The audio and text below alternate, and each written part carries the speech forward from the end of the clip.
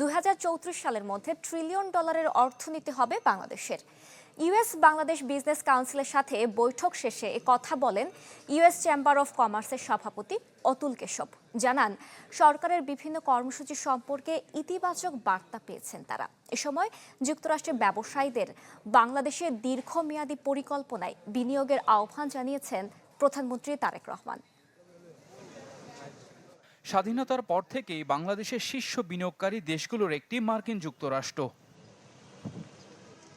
এবার বৈশ্বিক টানাপোড়েনের এই সময়ে সেই দেশের শীর্ষ 25টি প্রতিষ্ঠানের 50 সদস্যের এক ব্যবসায়ী প্রতিনিধি দল দেখা করেন প্রধানমন্ত্রী তারেক রহমানের সাথে।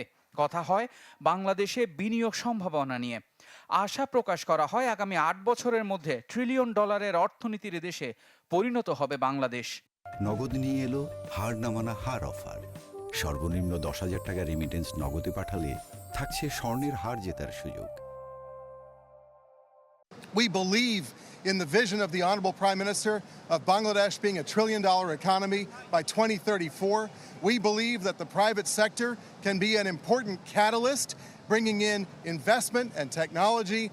বৈঠক শেষে প্রধানমন্ত্রী কার্যালয়ের মুখপাত্র জানান, আলোচনা হয়েছে সৌহার্দ্যপূর্ণ পরিবেশে।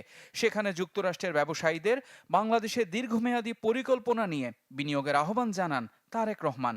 অ্যাম্বাসেডর অতুল কেশবের নেতৃত্বে 50 জনের যে ডেলিগেশন যুক্তরাষ্ট্র থেকে এসছে, ওনারা মিটিং করেছেন।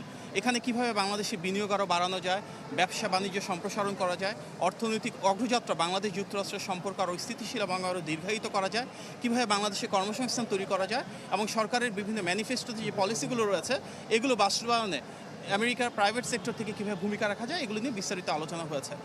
বৃহস্পতিবার সকাল 9:30টায় শুরু হওয়া এই বৈঠক চলে 2 ঘণ্টা ব্যাপী। আসসালামু আলাইকুম। Thank you. Thank you so much. Desk report, channel 24।